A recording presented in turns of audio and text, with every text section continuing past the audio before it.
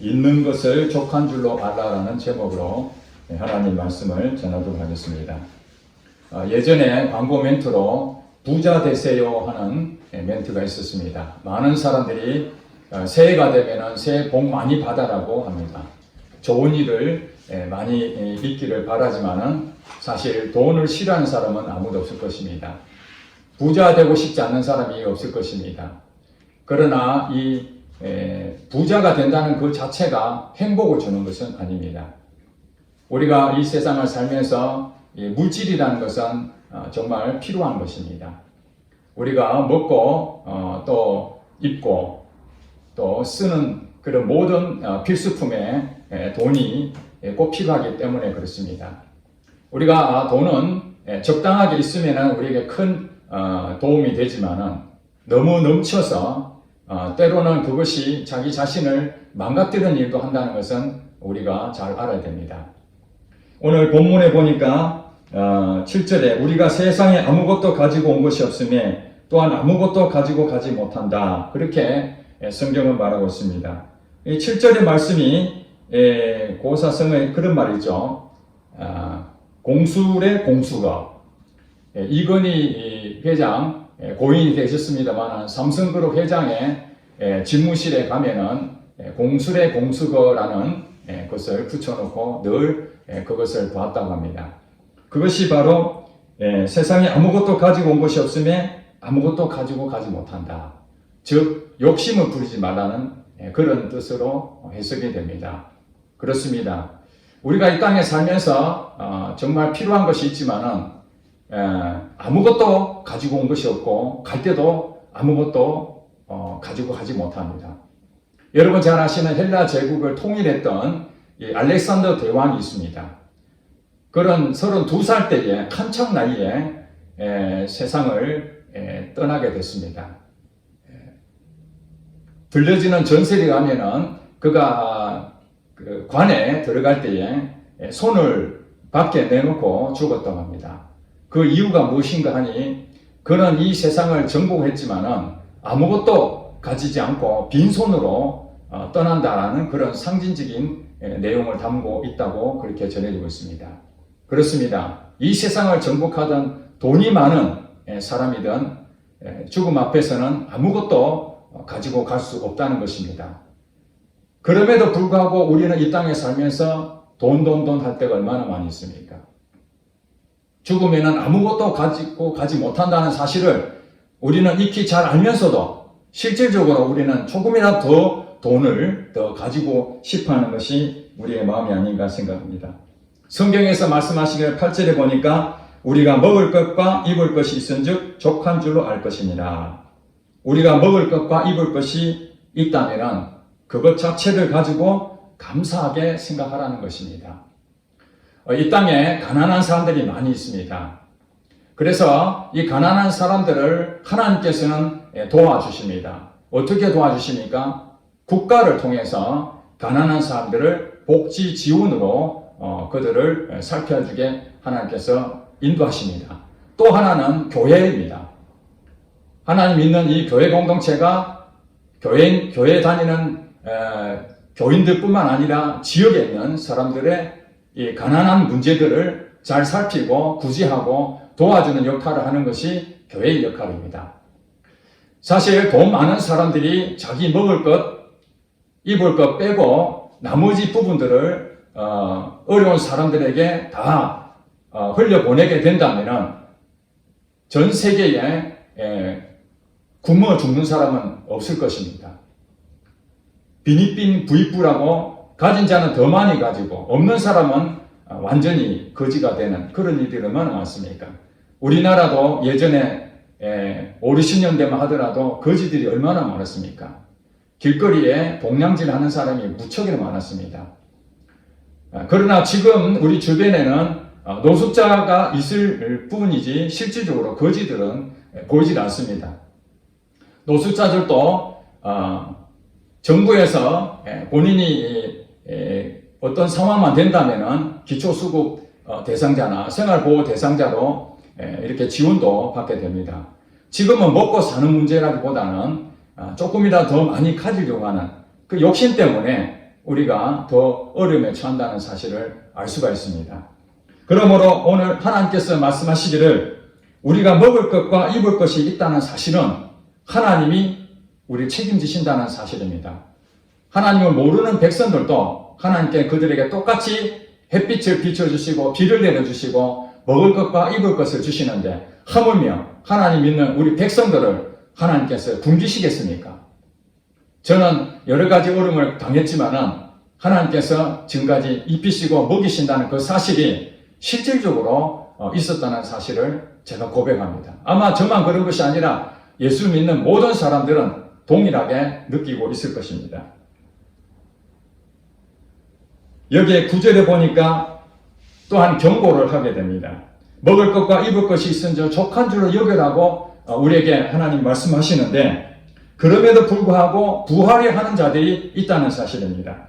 부하려 하는 자들은 어떤 문제가 생깁니까? 시험과 올무와 여러 가지 어리석고 해로운 욕심에 떨어진다. 곧 사람으로 파멸과 멸망에 빠지게 하는 것이다. 여러분 잘 아시기 바랍니다. 하나님께서는 부자가 되게 하실 수 있는 능력 있는 하나님이십니다. 이 부자가 되는 것, 돈을 많이 버는 것은 하나님이 공급하시기도 하지만 때로는 사단도 이 물질을 공급할 수가 있습니다. 그러므로 이 돈을 버는 것을 돈을 많이 벌었다 해서 이거는 하나님이 주셨다라고만 할 수가 없습니다. 하나님이 주시는 물질이 있고 사단이 주는 물질이 있다는 것을 우리는 정확하게 알아야 됩니다. 욥이라는 사람 여러분 잘 아실 것입니다. 욥은 하나님께서 당대의 의인이고 하나님의 신실하게 믿었던 사람입니다. 그는 자녀들이 죄를 범할 것까지 생각해서 늘 거룩하고 제사를 지냈던 사람입니다. 그런 이 욥이 하나님께서 물질의 복을 주셨습니다. 동방에 이보다 더 많은 재물을 가진 사람이 없을 정도로 엄청난 재산을 가지고 있었습니다. 그런데 어느 날 이 사단이 욥을 보면서 하나님 앞에 나가서 이 욥이라는 사람이 하나님이 물질을 부어주시니까 하나님을 이렇게 순종하고 섬기는지 만약에 그 물질을 다 뺏어가면은 하나님을 원망할 것이다. 하나님을 잘 믿지 않을 것이다. 그렇게 하나님 앞에 고자질하게 됩니다. 하나님께서는 이때 욥에 대해서 테스트를 하고 싶었습니다. 그래서 하나님께서는 이 사단에게 허락합니다. 네가 생명은 건들지 말고 다른 것은 네가 하고 싶은 대로 해봐라. 과연 이 욥이 나를 배신할 것인지 나를 신뢰할 것인지 그것을 보기를 원한다. 사단은 이 지상에 와서 가지고 있는 욥의 모든 재산들을 다 빼앗아갔습니다. 심지어는 그 자녀들도 다 빼앗아갔습니다. 모든 관계도 다 끊어졌습니다. 심지어는 자기 몸도 다 건강을 빼앗아갔습니다. 욥은 하루아침에 다 모든 것을 다 빼앗겨버린 것입니다. 그는 하나님을 신실하게 믿었던 자였지만은 한순간에 모든 것을 다 잃어버리는 그런 비참한 절망 가운데 빠진 상황이 됐습니다. 자, 이때에 욥은 정말 하나님을 원망할 것인가? 사단이 요구한 대로 이 물질을 주신 것이 하나님인데 하나님이 다 뺏어갔으니까 나를 하나님이 사랑하지 않는구나. 이 모든 걸 다 뺏어갔으니 하나님 저주할 것인가 하는 부분에서 욥은 그렇게 고백합니다. 주신 자도 여호와시요 취하신 자도 여호와시다. 욥이 이 물질에 대해서 어떻게 생각했는지를 정확하게 고백했다고 볼 수가 있습니다. 이 물질을 주신 것도 하나님이시고 이 물질을 가져가신 분도 하나님이시다. 내가 어떻게 하나님을 원망할 수 있겠는가? 공술의 공수거다. 나는 처음부터 아무것도 없었다. 그런데 하나님께서 물질을 주셨는데 그 물질도 주신 것도 하나님이시고 하나님 뜻에 의해서 하나님의 거두가신들 그건 내 것이 아니기 때문에 하나님을 원망할 수 없다. 이것이 부자에게 주시는 교훈이라는 거예요. 하나님이 공급하신 그 사실을 항상 내 것이 아니라 하나님이 주셨구나. 주신 자도 하나님이시요 취하신 분도 하나님이시다. 이것을 고백하는 자가 부자의 이 사명이라는 거예요. 반대로 이 사단이 주는 돈도 있는데 그 돈은 부정직한 돈입니다. 하나님을 잘 믿지도 않고 하나님을 신뢰하지도 않고 부정직한 방법으로 돈을 많이 벌어라. 그래서 사단이 주는 이 미혹은, 사단이 주는 이 부자 되는 공급하는 방법은 한 가지밖에 없습니다. 오직 돈 버는 게 목적입니다. 그 돈을 어디에 쓸지를 아무것도 계획하지 않습니다. 하나님을 믿는 사람들은 그 재물이 하나님으로부터 공급이 될 때 하나님께서 이 물질을 어디에 쓸 것인지 그걸 먼저 생각합니다. 왜 그렇습니까? 그것은 하나님이 나의 주인이시고 하나님이 내게 이 물질을 주셨다면 이건 내 것이 아닌데 하나님이 이 돈을 어디에 쓰라고 주신 것인가? 이걸 살피기 때문에 그렇습니다.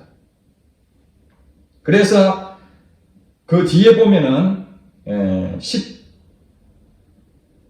17절에 보니까 내가 이 세상에서 부한 자들을 명하여 마음을 높이지 말고 정함이 없는 재물에 소망을 두지 말고 오직 우리에게 모든 것을 후히 주사 누리게 하시는 하나님께 두며 선을 행하고 선한 사업을 많이 하고 나누어 주기를 좋아하며 너그러운 자가 되게 하라. 이 부한 자들에게 주시는 하나님의 메시지가 그겁니다. 부자라고 해가지고 마음을 높이지 마라. 이 교만하면 안 된다는 거예요. 대부분 사람들은 내가 돈을 벌면은 그것이 자기의 능력이 있는 줄 알고 돈을 벌었다고 그렇게 생각합니다. 하나님 모르는 사람들은 하나님이 공급하신 줄 모르기 때문에 자기 능력으로 재물을 모았다고 생각하는 사람이 대부분이죠. 그래서 교만합니다. 돈이면은 못하는 것이 없기 때문에. 그래서 돈 있는 사람들에게 사람들이 달라붙습니다. 어떻게 하면 그 자리에 조금이나 뜯어먹을 것이 있는가 해서 그러죠. 그때에 그 부자들은 마음이 높아집니다. 사람들의 인정을 받기 때문에 그렇습니다. 그리고 정함이 없는 재물.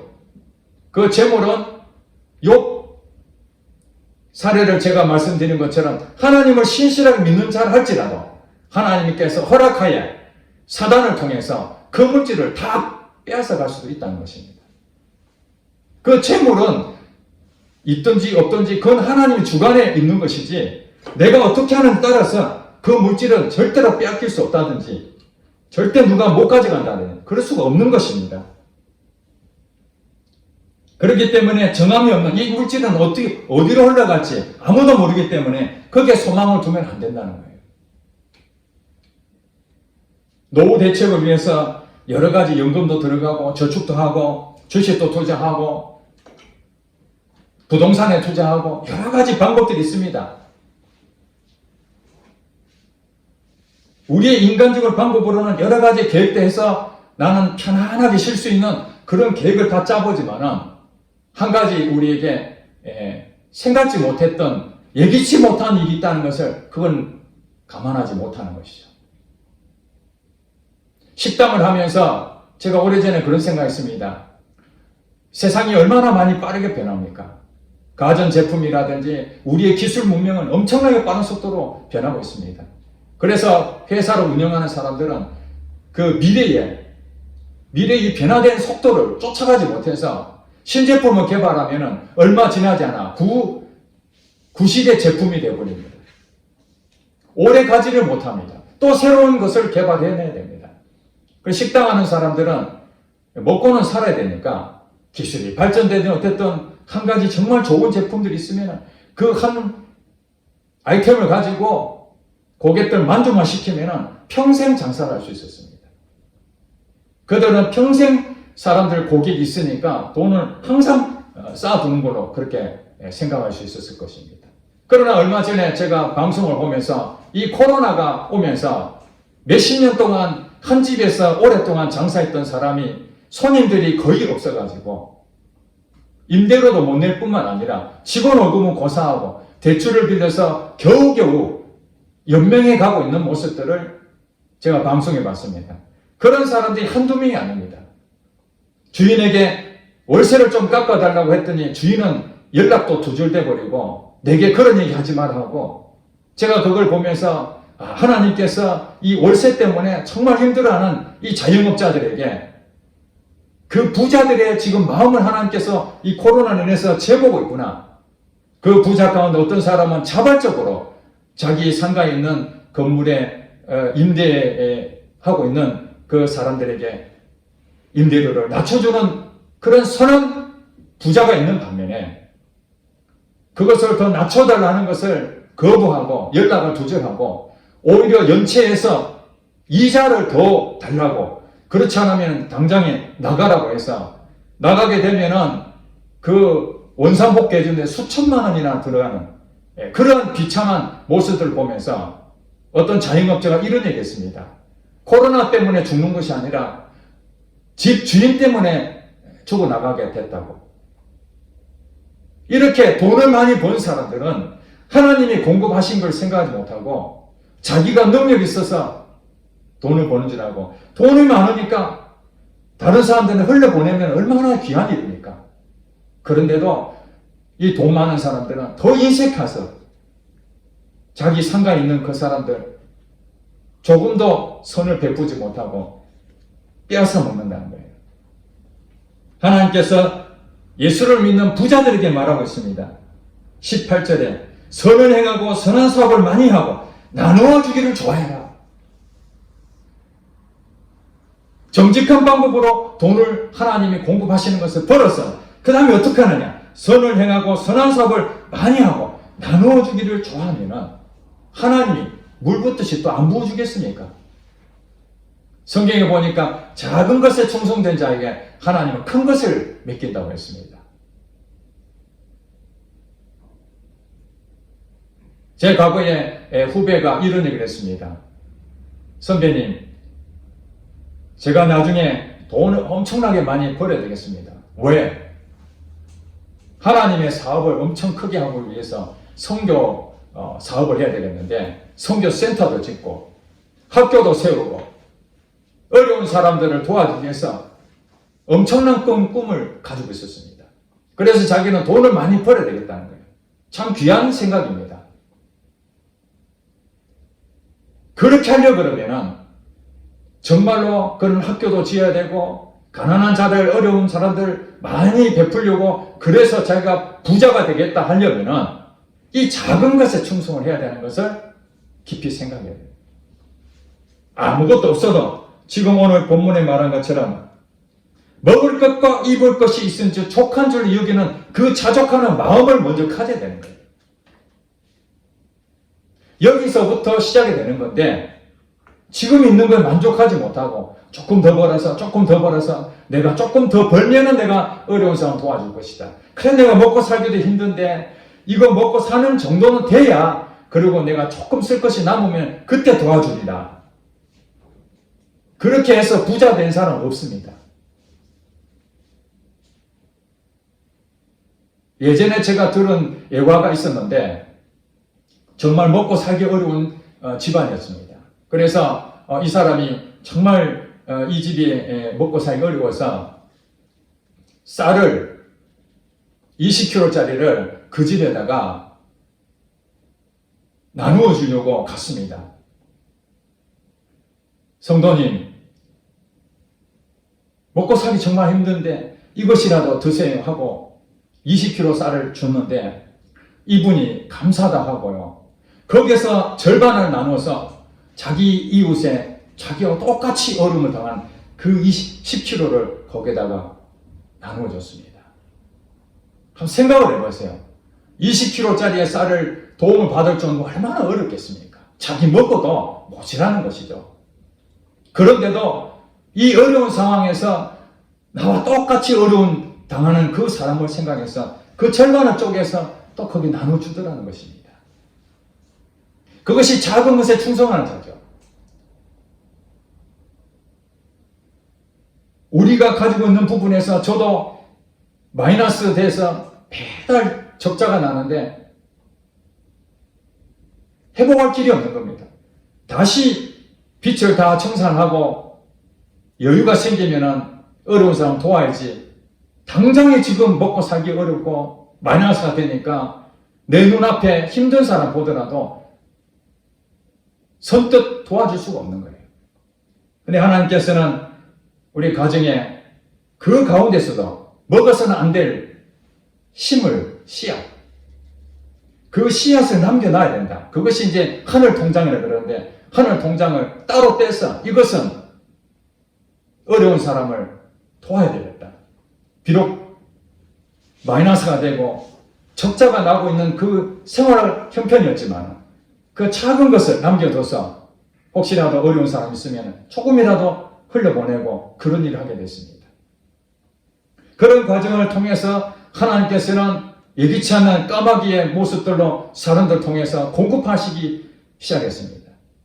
우리가 생각하는 그 예산으로는 도저히 빛을 감당할 수가 없었는데 하나님께서는 이 작은 것에 충성했더니 빛을 갚아주기 시작하고 회복시켜주는 하나님을 경험하게 됐습니다. 그렇습니다. 우리 머리로 생각했을 때는 부자가 돼서 어려운 사람은 돕겠다고 생각하는데 먼저 하나님은 너의 마음이 어떤 거냐? 자족할 줄 마음을 알아야 되는 거예요. 있는 바를 족하는 줄 알아야 되는 거예요. 이것에부터 쳐가야 됩니다. 그래서 돈이 생기면 하나님께서 이걸 어디에 쓰기를 원하시는가? 늘 생각해야 됩니다. 그렇다고 빛을 내서라도 무조건 남을 도와라. 그런 의미가 아닙니다. 때로는 우리가 먹고 살기 힘들지만 하나님 그럼에도 불구하고 내 가지고 있는 일부라도 다른 사람에게 흘려보내라는 그런 쌍이 올 때에 아멘하고 그걸 흘려보낼 줄 알아야 점차 물질이 점점 많아지게 되면 기쁜 마음으로 계속해서 그것을 흘려보낼 수가 있습니다. 11조를 10만 하는 것보다 1000만 하는 것이 훨씬 어렵지 않습니까? 그런데 10만 원 하는 것은 수입이 100만 원이라는 뜻이고 1000만 원을 11조 한다는 얘기는 1억을 수입을 얻었다는 얘기인데 100만 원에서 10만 원 11조하고 90만 원 남은 그 돈이 더 큽니까? 아니면은 1000만 원 11조하고 9천만 원을 나머지 부분을 있는 것이 어느 게 더 크겠습니까? 훨씬 더 1억을 가진 것이 훨씬 더 크죠. 그러나 1000만 원을 선뜻 내는 것은 쉽지 않은 일입니다. 그러니까 하나님께서는 작은 것부터 하나씩 해나가게 되면은 점차 더 많이 하나님 주신 것도 내 것이 아니다. 내 것이 아니다. 그런 고백을 할 수 있다는 것입니다. 부자가 되려고 목적을 가진 사람들은 어떤 일이 온다는 것입니까? 9절에 시험과 올무와 여러 가지 어리석고 해로운 욕심에 떨어지게 됩니다. 사단도 물질을 준다고 그랬습니다. 그것은 오직 부자가 되는 것에 목표를 가지고 있는 사람들이 빠질 수 있는 함정입니다. 여러분 주변에 갑작스럽게 돈을 버는 사람들이 나타나는 것을 여러분 많이 볼 것입니다. 평생 직장생활 해가 돈을 얼마나 벌겠습니까? 우리 청년들이 집 한 채를 사는데 수십 년을 거쳐서 모아야 집 한 채 살까 말까 한다는 그런 세상에 살고 있는데 묻지마 투자에 거기에 다 해가지고 돈을 1000배, 2000배 남긴다면 그거 안 할 사람 누가 있습니까? 요즘 언론에서 정치권에서 지금 회자되고 있는 거 있지 않습니까? 주식의 1%밖에 없는 5천만 원 자본금 가지고 3년 동안 570매덕을 배당금을 받았다. 자본금 5천만 원에 3년 동안 570여만 원을 570억 원을 본다는 것은 그거는 진짜 놀라운 일입니다. 그걸 보면 사람들이 혹하지 않겠습니까? 주변에 쉽게 부자 되는 그 모습에 여러분 혹하게 될 때에 어떤 일이 생긴다고요? 시험과 올무와 여러 가지 어리석고 해로운 욕심에 떨어지게 된다는 겁니다. 그런 돈을 우리가 주워 먹어도 그 돈은 정함이 없는 재물입니다. 지금 당장에 그 돈이 내게 들어왔을지 모르지만 그 돈은 다 빠져나가고 맙니다. 제가 여러 차례 말씀드렸던 김미진 간사라는 분, 제가 설명을 드렸을 겁니다. 그는 정말 하나님을 열심히 믿었던 4대째 신앙생활 했던 자였지만, 그가 사업을 하면서 정직하게 돈을 벌었다고 고백하지 아니하고 부정직하게 자기는 돈을 벌었다.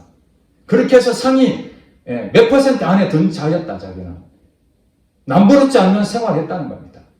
그리고 그 돈 가지고 어려운 사람도 많이 도왔다는 거예요. 그렇지만 하나님께서는 그걸 전혀 기뻐하지 않았습니다. 왜 그렇습니까? 부정직하게 돈 벌어서 좋은 데 쓰는 거 하나님 원치 않는 거예요.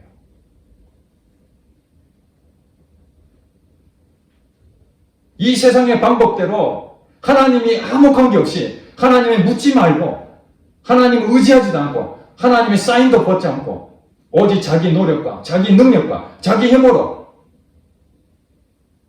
그 재능을 믿고 쉽게 돈을 방법들을 소스를 받아서 그렇게 돈을 벌었을지 모르지만 그 돈 하나님 앞에 헌금하고 어려운 사람 돕는다고 하나님 그걸 받지 않으시는 돈입니다. 그 돈은 다 날아갈 돈이라는 거예요.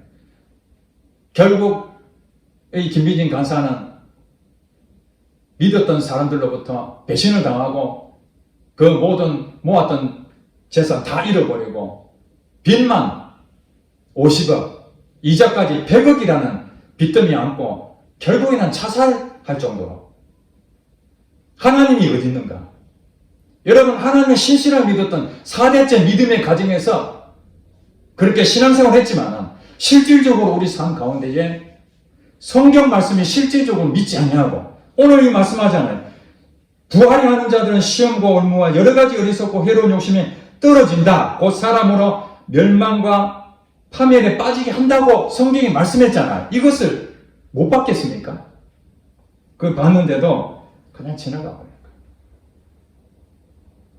그러고 난 다음에 그는 다시 믿음의 훈련을 하게 됩니다. 내가 지금까지 부정직하게 돈을 벌었구나. 이것이 하나님 주신 축복인 줄 알았는데 그 축복이 아니었구나. 사단에 내가 올무에 빠졌구나. 내가 욕심을 가졌구나. 하나님의 이름을 높이지 못하고 오히려 하나님의 이름을 더럽혔구나. 그러면서 그는 지금부터라도 하나님 말씀하신 대로 살겠습니다. 하나님 말씀해 주시옵소서. 그래서 하나님이 이렇게 하라면 이렇게 하고 하나님 저렇게 하면 저렇게 하고 얼마나 힘든 이 과정을 거치겠습니까? 그런 시간들을 거치면서 이제 하나님의 사인한 받는 방법들을 배우게 되고 믿음으로 정직한 방법들로 이제는 하게 됩니다. 그러면서 하나님께서 정말 예상치 못하는 자기 능력하고 전혀 관계없는 어떤 사람을 통해서 그가 비즈니스를 다시 하게 되고 그 비즈니스를 통해서 4년 6개월 만에 그 많은 돈을 전부 다 빚을 다 갚게 되고 지금은 돈이 남아서 그 돈을 내 것이라고 하지 아니하고 그 많은 돈을 이제는 끊임없이 흘려보내는 그런 믿음의 사람으로 살고 있습니다. 부자가 무엇입니까? 돈을 많아서 부자가 아닙니다. 있는 것을 족한 줄 알고 하나님이 물질을 주시면 정직한 방법으로 물질이 계속 모아지면 하나님께서 이걸 선한 사업에 쓰라는구나. 계속 흘려보내는 것이고 부정직한 방법으로 돈을 모은 것은 그 돈은 이거 사단이 주는 돈이구나. 그걸 먹으면은 당장에는 괜찮아 보이지만 그게 배 속에서 들어가서 그게 불량식품은 속을 베리게 만드는 거예요. 사람을 버리게 만듭니다. 결론적으로 10절에 보니까 돈을 사랑함이 일만하게 뿌리가 되나니 이것을 탐내는 자들은 미혹을 받아 믿음에서 떠나 많은 근심으로서 자기를 찔러도다. 하나님을 믿는다고 하면서 자꾸 지금 현실의 어려움 이 부분을 해결하려고 예를 쓰다 보면은 사단이 자꾸 하나님보다는 인간의 방법대로 더 돈을 쉽게 벌 수 있는 방법, 오히려 돈 많은 사람들은요 잘 유혹에 안 빠집니다. 사기를 잘 안 당한다고. 돈이 있다고 해서. 돈이 없으면은 오히려 그 돈을 더 빨리 만회하려고 도박을 하든지 아니면 위험 부담이 큰 거기에 투자를 해서 있는 것도 다 날려버립니다. 그런 일을 우리가 많이 경험하잖아요. 우리 주변 사람들 괜찮게 사는 사람이 왜 어려움을 당했나? 조금이라도 더 욕심을 가지고 탐내는 자들은 미혹을 받아 믿음에서 떠나게 돼요. 예수를 잘 믿다가 하나님을 아무리 잘 믿어도 욕심을 부리게 되면은 하나님 없이 살아버립니다. 믿음에 떠나버리는 거예요. 믿음에서 떠날 때에 그 다음에 어떤 일이 옵니까? 근심이 쌓이게 됩니다. 그 많은 돈을 어디 가버렸는지. 이제 먹을 것도 없고 입을 것도 없고 신세가 처량하게 됐습니다. 하나님 믿는 사람이 왜 그렇게 삽니까? 하나님은 우리에게 복 있는 사람으로 예수 그리스도를 통해서 구원시켜 주셨는데 예수를 믿지 않는 사람보다 더 못하게 걱정하고 근심하고 하나님이 살아계신다면서 도대체 우리는 어떤 생각으로 살고 있습니까? 하나님 죽었습니까? 여러분 믿는 하나님은 어떤 하나님입니까? 성경에 나와 있는 그 하나님은 살아계신 하나님인데 그 살아계신 하나님이 여러분 인생에 책임도 못 지십니까? 믿음을 가져라고 성경이 말합니다. 믿음을 가져라. 먹을 것과 입을 것이 있은즉 족한 줄 알 것입니다. 여러분 지나간 과거를 보세요. 정말 어려움이 많았지만 여러분 굶었습니까? 굶어 죽었습니까? 굶어 죽은 일이 없잖아요. 어떻게든지 하나님께서 먹을 거 공급해 주시잖아요. 그거 경험하지 못합니까? 어려움을 당하면 하나님이 또 어떤 사람 통해서 어려움을 해결해 주시기도 하고 예상치 못했던 일이 또 생기면 또 하나님께서 그걸 통해서 회복시켜 주시는데 하나님은 끊임없이 우리에게 이렇게 좋은 거 주시는데 우리는 하나님을 믿지 않냐고 여전히 세상 사람들과 똑같이 그렇게 살고 있는 하나님 마음이 얼마나 아프시겠어요. 우리는 지금 그걸 생각하는 겁니다. 하나님이 마음이 아프신 것이 왜 아프시겠냐고. 돈이 없어서 마음이 아픈 것이 아니라 하나님을 의지하지 않냐고 믿음의 과정으로 훈련을 받아서 정직함으로 여러분 가면 지금은 늦을지 모르지만 결국 하나님께서 그 사람을 세워주십니다. 욥이 다 잃어버렸지만은 그걸 원망하지 아니하고 하나님 끝까지 믿음으로 지켰는데 결과가 어떻게 됩니까? 나중에는 그가 가지고 있는 그 재산을 하나님께서 갑절로 다시 다 회복시켜 주셨다는 것입니다. 여러분 지금 먹고 살기 어렵다고 하는 것 하나님 다 뜻이 있는 것입니다. 잘못된 길로 가면 안 됩니다. 사단이 파놓은 그 함정에 빠지면 안 됩니다. 세상 사람들은 하나님 없으니까 그게 부자가 되는 것이 목적이고 더 많이 가지는 것이 인정받는 일이지만 예수 믿는 사람은 예수 믿는 방법대로 작은 것부터 충성한 자가 되어야 됩니다. 공급하신 것에 감사하고 하나님 이것을 어떻게 할까요? 하나님이 주신 사인을 받으시고 믿음으로 바로 서 있으면 반석같이 서 있으면 하나님께 때가 되면 여러분에게 필요한 것을 공급해 주십니다. 그래서 부자가 됐을 때에 그거 내 돈이 아니니까 하나님이 주셨구나. 그래서 선한 사업에 쓰게 되고 하나님 높여지는 그 김미진 간사처럼 쓰게 되는 거예요. 그가 하나님 귀하게 쓰임 받으면서 이제 수많은 물질에 어려움 당한 사람들에게 이게 메시지를 전합니다. 하나님 방법대로 살아야 된다. 정직하게 살아야 된다. 하나님 믿음으로 훈련을 받아라. 그러면 하나님께서 당신들이 가지고 있는 빚 다 청산해 줄 것이다. 먹을 것과 입을 것이 있은즉 족한 줄 알고 하나님을 제대로 믿어봐라. 그래서 재정학교를 했더니 그 많은 사람들이 그 훈련을 받고 회복했다고 간증하지 않습니까? 그냥 얻어지는 것이 아닙니다.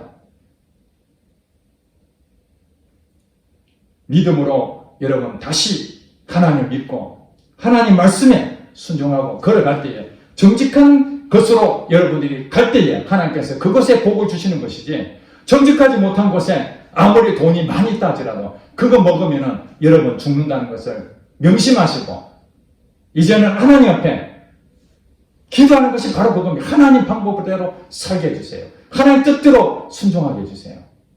그래서 여러분 이 시간 이후부터 정말 하나님이 역사하시고 어떻게 이루어 가시는지를 감증하는 여러분 되시기를 주님으로 축복합니다. 아멘. 기도하겠습니다.